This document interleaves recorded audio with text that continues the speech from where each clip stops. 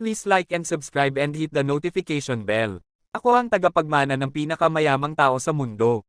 Kabanata 39. Nag-iilusyon. Anong sabi mo? Nakakunot noong tanong ni Roxanne, gulat pa rin sa sinabi ng binata.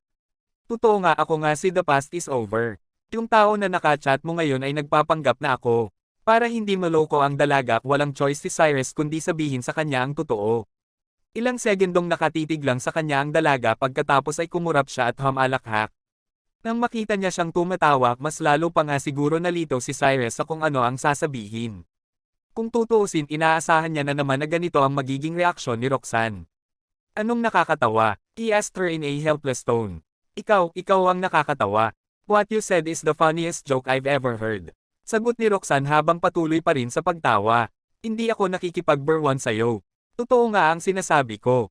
Paliwanag ni Cyrus. Seryoso ka talaga. Umisi si Roxanne at pagkatapos ay nagpatuloy, okay, sige.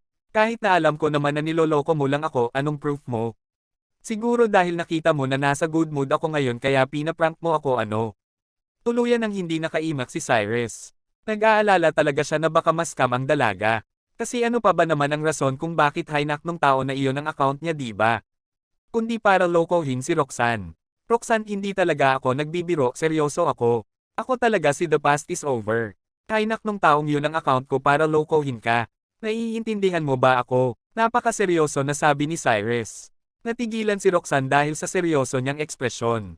Pagkatapos niyang kagatin ang kanyang labi, sinabi niya sa mahinang boses, Cyrus, are you really not pulling my leg? Hindi nga. How is this possible? Naging seryoso na rin ang ekspresyon ng dalaga. Patuloy niya pa, alam mo ba kung magkano ang binibigay mong reward sa akin itong mga nakaraang araw? Hindi agad nakasagot si Cyrus sa tanong ng dalaga. Kahit na palagi siyang nagbibigay ng reward sa live niya, hindi niya naman ito binibilang kasi wala naman siyang pakialam doon. Si The Past is Over ay nakapagbigay sa akin ng mahigit 5 milyong peso as rewards. Paano ka naman magkakaroon ng ganon kalaking halaga? Kung ikaw nga talaga siya, bakit hindi mo nalang gamitin ang perang yun para naman gumanda ang pamumuhay mo? Bakit hindi ka lumipat sa mas magandang bahay? O di kaya ay bumili ng mas maayos na damit? Sunod-sunod na litanya ni Roxanne habang nakatitig sa kanya. Mas lalo pang ang naging tahimik si Cyrus dahil sa mga tanong ng dalaga kasi hindi niya alam kung paano siya magpapaliwanag sa kanya. Hindi niya naman masabi sa babae na bigla na lang siyang yumaman at iniwanan ng $5 trillion na pamana. Ngayon pa nga lang hindi na siya naniniwala, paano pa kaya kung sabihin niya ang ganito? Baka sabihin ni Roxanne na nananaginip lang siya ng gising. Since sinasabi mo na ikaw ngayon, anong pruweba mo? Sa sandaling ito, biglang tinanong ni Roxanne si Cyrus. Proof. Saglit na natigilan si Cyrus. Oo, kung ikaw nga talaga siya, dapat may ebidensya ka, diba? Bahagyang tumango si Roxanne. Hindi na naman nakapagsalita si Cyrus. Ang ebidensya niya lang ay ang account niya, kaso nga hindi na siya makapag-login pa, so useless din kung sasabihin niya iyon. Nang makita ng dalaga na hindi siya makasagot, ngumisi siya at sinabi, come on Cyrus, stop it. Alam ko nang pinaprank mo ako. Paano naman magiging ikaw yun?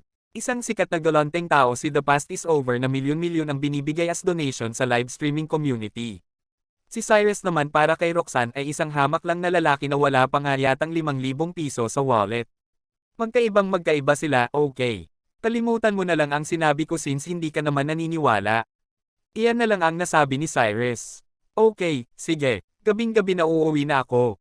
Nawiwerduhan siguro si Roxanne sa inaasal ni Cyrus ngayon kaya ayaw niya nang makipag-usap pa sa kanya.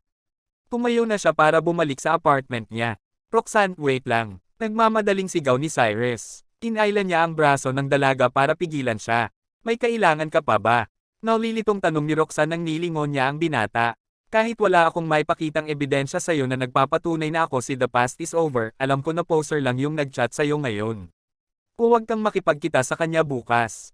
Sabi ni Cyrus. Paano mo naman nalaman na poser siya? Chinat niya ako gamit ang account ni The Past is Over, meaning siya nga yun. Medyo naiirita na sigaw ni Roxanne. Basta huwag kang pumunta bukas. Wala nang balak pang magpaliwanag si Cyrus. Ang gusto niya lang ay hindi maloko si Roxanne. Ano bang nangyayari sa'yo ngayon? Bakit hindi ako pwedeng makipagkita sa kanya? Nagtatakang tanong ng dalaga. Dahil nga nagsisinungaling siya. Bulalas ni Cyrus. She became speechless for a while before a trace of anger flashes in her eyes. She softly said, aren't you going too far today? Anong sumosobra na ako? Nagtataka niyang tanong. How can you call someone a liar? Ang laki ng naitulong sa akin ng taong yun tapos sasabihan mo lang siyang sinungaling. Kung sinungaling nga talaga siya, I hope na marami pa ang katulad niya. Bulyo ni Roxanne. Obviously hindi nga talaga siya naniniwala sa sinabi ng binata. Even so, huwag kang makipagkita sa kanya. Madiin niyang sabi kasi wala na sa mood si Cyrus ngayon para magsabi pa ng kung ano-ano. Sino ka ba sa tingin mo ha? Ano naman kung makikipagkita ako sa kanya? Nag-iilusyon ka ba na may relasyon tayo? Hindi natutuwang sigaw ng dalaga. Nag-iilusyon. Parang may sumaksak sa puso ni Cyrus ngayon dahil sa sinabi niya. Ang ginagawa niya lang naman ay para sa ikabubuti ng dalaga pero sa paningin pala ni Roxanne. Nag-iilusyon siya na boyfriend niya.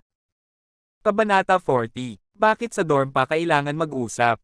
Sa kwarto ni Cyrus. Hindi makapaniwala ang binata habang nakatitig sa dalaga.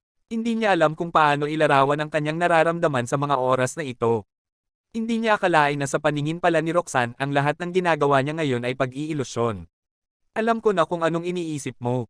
May gusto ka sa akin di ba kaya ayaw mo akong makipagkita kay the past is over. Kaya gumagawa ka ng mga ganitong istorya kasi ayaw mo akong pumunta bukas. Na-trigger siguro si Roxanne dahil sa sinabi ni Cyrus. Hindi niya kayang palampasin ang paninirang ginagawa niya kaya wala na siyang pakialam kung medyo nakakabastos na siya. I like you. Kailan kita nagustuhan? Gumuho lahat ng mga expectation ni Cyrus ngayon. Kahit na mabait ang dalaga, maganda, at sexy, wala talaga siyang gusto sa kanya. Kahit na noong nagre-reward siya sa live niya. Walang mali siya sa kanya iyon kasi gusto niya lang makabawi sa pagtulong ng dalaga sa kanya. At ayaw mo pa talagang umamin ha. She sneered before continuing, kung ako sa'yo Cyrus wag ka nang umasa pa. Kaibigan lang ang tingin ko sa'yo at wala nang iba pa. Sayang maganda pa naman ang impression ko sa'yo kaso nakaka-disappoint ang mga sinabi mo sa'kin ngayon. Haha, wala nang ibang magawa si Cyrus kundi matawa na lang. Nawala na rin sa isip niyang pigilan si Roxanne. After all since pinipilit ng dalaga na may pagtingin nga siya sa kanya then wala na siyang pakialam kung maloko man siya o ano. Anyway, nasabi ko na ang lahat ng gusto kong sabihin. Kung sa tingin mo may gusto ako sa'yo kaya ginagawa ko to, wala na akong magagawa pa. Kung gusto mo talaga siyang makilala, then go. Walang ekspresyong sabi ni Cyrus. Natigilan saglit si Roxanne dahil sa sinabi niya. Pagkaraan ng ilang sandali tahimik siyang lumabas sa kwarto ni Cyrus at bumalik sa apartment niya. Tahimik na pinagmasdan ni Cyrus ang papalayong likod ni Roxanne. Noong una gusto niya lang naman siyang bigyan ng reward para makatulong kaso hindi niya inaasahan na mapupunta ang lahat sa sitwasyong ito. Medyo nalungkot siya sa sinabi niya kaya wala na siyang balak pang isipin ang pangyayaring ito. Pagkaraan ng ilang sandali humiga na siya ulit at pumikit para matulog. Pero sa ilang kadahilanan nanlulumo siya. Hindi siya nalulungkot kasi may nagpapanggap na siya sa internet pero dahil sa inasal ni Roxanne sa kanya ngayon. Siguro para sa kanya hindi ako karapat-dapat na maging kaibigan niya o magkagusto sa kanya kasi mahirap lang ako. Napabuntong hininga na lang siya. Kahit na wala naman siyang planong ligawan ng dalaga hindi niya pa rin mapigil ang makaramdam ng pagkadismaya dahil sa sinabi niya sa kanya. Kahit na napakayaman niya na ngayon at feeling niya na kung malaman lang ng mga kababaihan ang totoo niyang pagkatao ay magkukusa silang lumapit sa kanya. Pero dahil hindi naman nila alam iyon at pinandidirihan pa rin siya. Ganitong ganito sina Roxanne, Margox at Monica. Ang mundong ginagalawan nga naman natin oh. Lahat nakabase kung may pera ka o wala. Napangisi na lang siya at saka natulog na. Hindi niya na iniisip pa ang mga nangyari kay Roxanne. Kinabukasan alas 7 ng umaga. Pagkatapos maligo at magbihis lumabas na si Cyrus ng kwarto niya para pumasok sa school. Kaso pagbukas niya ng pinto nakita niyang papalabas din ng apartment niya si Roxanne. Ang dalaga ay halatang nakabihis pang alis. Nakasuot siya ng light makeup, nagkilay at naka-lipstick. Parang mga bituin na nagniningning ang kanyang mga mata. Nakasuot siya ng beige t-shirt, short skirt at blue high heel sandals. She looked sexy and enchanting, fashionable and charming. Nang makita niya na nakaayos ang dalaga, alam na niya na makikipagkita siya doon sa impostor niya. Dahil hindi talaga siya pinakinggan ni Roxanne, wala na siyang balak na batiin siya. Naglakad na lang siya para maunahan ang dalaga. Cyrus. Sa sandaling ito, biglang sumigaw ang dalaga. Dahan-dahang ibinoling ni Cyrus ang ulo niya para tignan siya at saka blanko ang mukhang sinabi. May kailangan ka. Pasensya ka na sa nangyari kagabi. Napasobra ata ako sa mga sinabi ko sa'yo. Pabulong na sabi ni Roxanne nang makalapit siya kay Cyrus. Okay. Malumanay na sagot ni Cyrus at saka umalis. Makalipas ang mahigit 10 minuto, mag-isang dumating si Cyrus sa classroom nila. Dahil may 30 minutes pa bago magsimula ang first class nila, wala pang masyadong tao sa loob. Hindi pa dumadating sina Liam, Ryan at ang iba pa. Umupo si Cyrus sa likurang bahagi ng classroom at inilabas ang cellphone. Magse-search siya ulit kung paano ma-recover ang account niya sa SF Live. Makalipas ang ilang minuto, dumami na ang mga estudyante sa classroom. Sina Kai, Faye, Diana at Jenny ay nagsipasok na rin. When Kai saw him, a strange look flashed in his eyes. Ang laking problema ang kinakaharap niya ngayon dahil sa nangyari sa Jack's Restaurant kahapon kaya nag-iisip siya kung paano makakaganti kay Cyrus. Galit din si Faye sa kanya dahil naapektuhan ang business ng pamilya ng boyfriend niya. Kinagagalit din niya ang sunod-sunod na kamalasang nangyayari sa kanya kapag si Cyrus na ang pinag-uusapan. Not to mention Diana. After all, pinaglaruan siya ni Cyrus at inutusang maghubad sa harapan niya. Kahit na wala namang ginawa sa kanya ang binata. Might as well he had done something to her because of the humiliation she had felt. Nagubad na sa harap ng lalaki ang isang babae pero parang wala lang ito sa lalaki. Napakalaking insulto noon kay Diana. Maya-maya tumunog na ang bell na naghuhudyat ng klase. Pumasok na si Sheila sa classroom. Nakasuot siya ng coffee-colored blouse pencil skirt na pinaresen ng black stockings at 10 cm high-heeled shoes. Nang makita ni Liam si Sheila, excited siyang lumingon kay Cyrus, napaka-sexy talaga ng advisor natin no. Kung makakapangasawa lang ako ng babaeng tulad niya kahit nabawasan ng 10 taon ang buhay ko ayos lang. Keep on dreaming. Direktang pagbasag ni Ryan sa pagpapantasya ni Liam. Pinagmasdan ni Cyrus si Sheila na nakatayo sa harapan. Bumalik sa alaala niya ang nangyari sa dorm ng babae. Hindi niya makalimutan ang sexing katawan ng teacher niya. Lahat ng mga estudyante ay napatingin kay Sheila tapos nalaman nila na hindi maipinta ang ekspresyon sa mukha niya. Mukha siyang galit. Obviously, wala siya sa mood ngayon. Cyrus, come with me. Habang palihim na nagbubulungan ang mga estudyante at nanghuhula sa kung ano ang nangyari sa kanya, bigla na lang siyang sumigaw. Nagulat si Cyrus nang tawagin siya ni Sheila. Pagkatapos ay tumayo siya at tinanong, "Ma'am, bakit po? All of you, study your books." Cyrus, come out. Malamig na utos ni Sheila bago naglakad palabas ng classroom.